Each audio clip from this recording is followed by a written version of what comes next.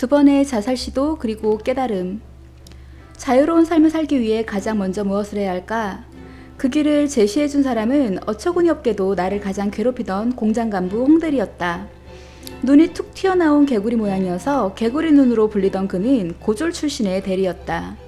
소문에 따르면 공장 사장과 인척관계라는 이야기도 있었다. 어찌됐든 나는 그가 단지 고졸 출신이기 때문에 대리까지 올라간 것이라고 생각했다. 나도 고등학교를 졸업하면 간부가 될 수 있겠지? 목표는 오로지 개구리 눈처럼 대리가 되는 것이었다. 하지만 대리가 되려면 무슨 수를 서서라도 공부를 해서 고등학교 졸업 자격을 따야만 했다. 그래, 공부를 하자. 죽을 각오로 해보자. 결심이 서자마자 가슴이 뛰기 시작했다. 한 번도 느껴본 적 없던 감정이 피를 타고 온몸으로 번져나갔다. 나중에서야 나는 그 감정의 실체를 알았다. 희망이었다. 마음에 품는 것만으로도 사람을 단번에 바꿔놓는 그 놀라운 힘 앞에서 나도 모르게 파르르 몸이 떨렸다. 개구리 눈이 고마웠다. 그는 걸핏하면 나를 때리고 못살게 굴었다. 그가 죽도록 미웠다. 하지만 나를 극단으로 몰아붙여 더 이상 이렇게 살지 말자라는 오기와 희망을 만나게 해준 것도 결국은 그였다. 그래서 그를 미워할 수가 없었다. 그 무렵 나는 쉬는 날마다 성남 주변의 산들을 두루 돌아다니며 거침없이 산을 오르며 계획을 세우고 꿈을 키웠다. 공부를 하면 인생이 바뀔 수도 있다는 희망 때문일까? 산 정상에서 내려다 보이는 세상이 사뭇 달라 보였다. 무엇보다도 자유로움과 함께 세상에 대한 호기심이 자라기 시작했다. 골목이나 거리에서 부딪히는 사람들의 얼굴에서도 자유와 희망이 느껴졌다. 나에게 가난은 운명이었다. 그러나 닫힌 운명은 아니었다. 의지와 희망만 있다면 언제든 손을 내밀어 열 수 있는 대문이었다. 그리고 그 문 밖에는 끝없는 자유가 있었다. 그 문을 열기 위해 한 발 한 발 다가갔다.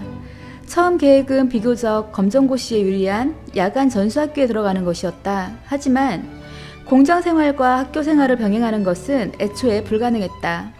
결국 생각하다 못해 중학교 검정고시부터 준비하기로 했지만 이 또한 만만치가 않았다.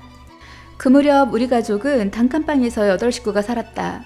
마침 7남매 중 손인 누이가 시집을 가서 9명이 8명으로 줄어든 덕분에 조금이나마 잠자리가 넓어진 게 다행이었다.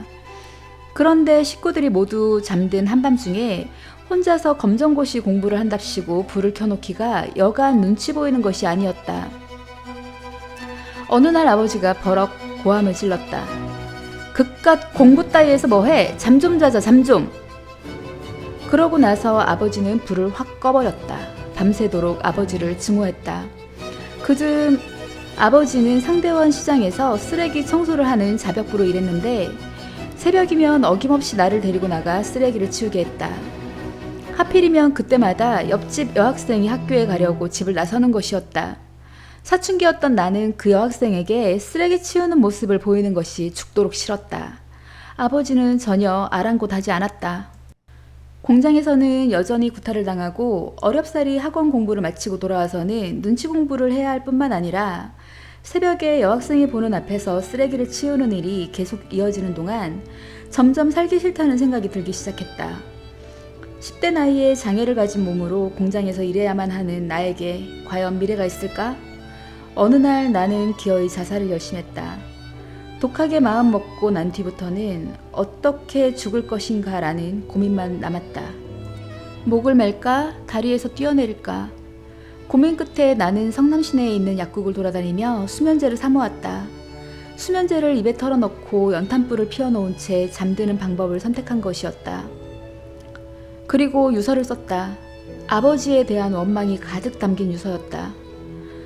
그러고는 다락으로 올라가 연탄불을 피워놓고 수면제를 한 움큼 입으로 털어넣었다. 그런데 아무리 기다려도 잠이 오지 않았다. 한참 뒤에 보니 연탄불은 이미 꺼져 있었다.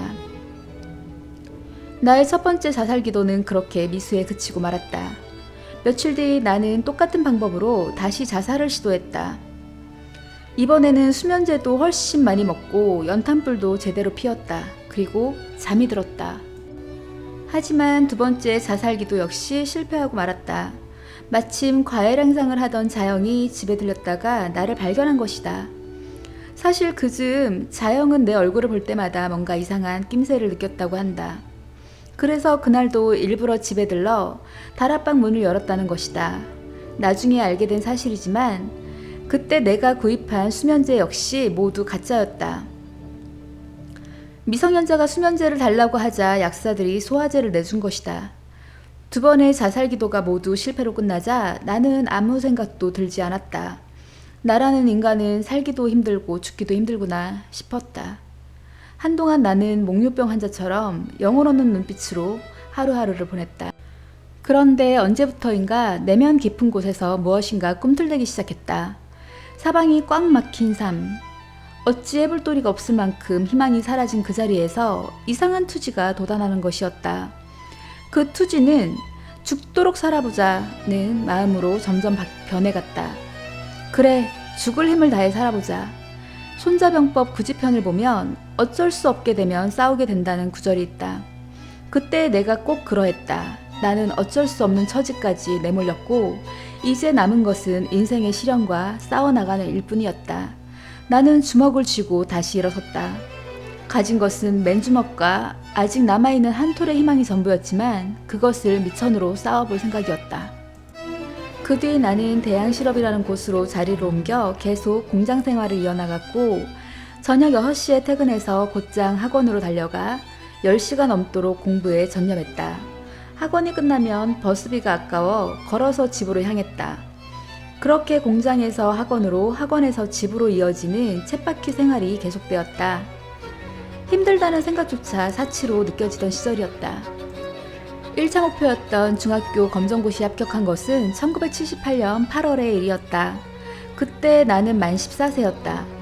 내 나이 또래의 학생들의 경우 이듬해인 1979년에 졸업할 예정이라 오히려 그들보다 한 학기 일찍 졸업 자격을 취득한 셈이었다. 나는 곧바로 고등학교 검정고시를 준비하기 시작했다. 이듬해인 1979년 내가 다니던 대양실업이 망하는 바람에 망연자실하던 차에 운 좋게도 오리엔트식으로 직장을 옮길 수 있었다. 처음으로 월급을 제대로 주는 회사에 취직한 덕분에 나는 단과학원에 등록해 야간 수업을 받을 수 있었다. 그 무렵 나는 공부에 완전히 미쳐 있었다. 스스로 공부하자, 공부해야 산다 라는 주문을 걸며 쉼없이 마음을 다잡았다. 그리하여 1980년 봄에 기어이 고등학교 졸업 자격을 취득했다. 고졸 자격을 취득해도 달라지는 것은 없었다. 그런데 대학은 꿈도 못 꿨던 나에게 희망이 생겼다. 대학 입시 제도가 바뀐 것이다. 본고사를 폐지하고 학력고사만 실시하게 되었을 뿐 아니라 사립대학의 경우 성적이 좋은 학생들을 확보하기 위해 학력고사 성적에 따라 생활비까지 대주는 장학금 제도를 신설한 것이다. 잘만 하면 졸업 때까지 전 학년 장학금에 매월 생활보조금까지 받아가며 공부할 수도 있었다. 나의 목표는 좀 더 명확해졌다. 대학 입학뿐 아니라 장학금, 생활보조금까지 목표의 범위 안에 들어온 것이다. 버거운 목표임에는 틀림없었지만 두렵지는 않았다. 1981년 3월 나는 서울 답심리 신답극장 옆에 위치한 삼영학원에 등록한 뒤 본격적인 대입 준비를 하기 시작했다. 낮에는 직장에서 근무하고 밤에는 학원으로 달려가 공부에 매달리는 주경야독의 시간이 이어졌다.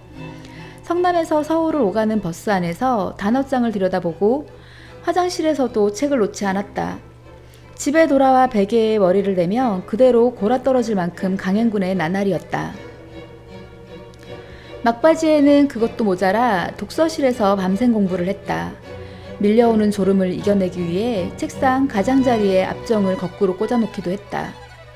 졸다가 찔리는 바람에 참고서 곳곳에 핏자국이 물들었다. 새벽녘에 2시간 정도 눈을 붙인 다음 곧장 공장으로 출근해야 했다. 나는 공부 시간을 벌기 위해 작업 부서까지 옮겨두었다. 모두가 피하는 시계의 문자판에 레커칠하는 작업에 자원했던 것이다. 레커에 시너, 아세톤 같은 독성물질이 들어있어 다들 꺼려하는 일이었다. 하지만 독방에서 혼자 작업할 수 있는 덕분에 비교적 시간을 자유롭게 활용할 수 있었다. 나는 시너와 아세톤 냄새를 맡아가며 골반 같은 레커실에서 틈만 나면 책을 펼쳐들었다. 그때 후각의 60%를 상실하는 바람에 나는 지금도 냄새를 잘 맡지 못하는 후각장애가 있다. 그렇게 공부를 해도 학력고사에서 최고 점수를 받을 자신이 없었다. 그래서 나는 1981년 7월 말 오리엔트시계에 사표를 내고 8월부터 사명학원 주간부에 다니기 시작했다. 공부에 올인을 한 것이다. 그때부터 10월까지 3개월간 낮에는 학원에서 밤에는 독서실에서 집중적으로 시험 준비에 몰두했다. 그 모진 시간들 끝에 나는 비로소 학력고사를 무사히 치를 수가 있었다. 1981년 학력고사에서 상위권에 드는 성적을 거두었다. 큰 기쁨이나 보람보다는 이제 며칠은 쉴 수 있겠다는 생각이 앞섰다. 나는 장학금 외에도 당시 월급의 3, 4배인 월 20만 원의 생활보조금을 주는 중앙대학교 법학과에 입학했다.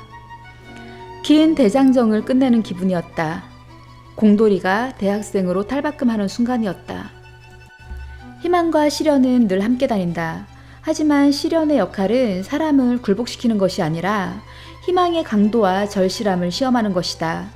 돌이켜보면 내가 변하기 시작한 것은 2번의 자살 기도가 실패로 끝난 뒤부터였다. 그 사건이 인생의 터닝포인트였던 셈이다. 그때부터 나는 세상에 대한 두려움도 사라졌고 어떤 일이 닥치건 대수롭지 않게 웃어넘겼다. 그리고 긍정과 희망이 나의 무기가 되었다. 나에게 긍정과 희망은 선택 항목이 아니라 생존의 필수 요소였다. 긍정하지 않으면 살 수가 없고 희망이 없으면 한순간도 견딜 수가 없었다. 비록 가진 것은 희망뿐이지만 그래서 나의 희망은 진짜였다. 희망밖에 없는 사람에게는 그것이 전부이기 때문이다. 이재명은 합니다. 19에서 26페이지까지 읽어드렸고요. 다음 시간에 27페이지부터 이어집니다. 감사합니다.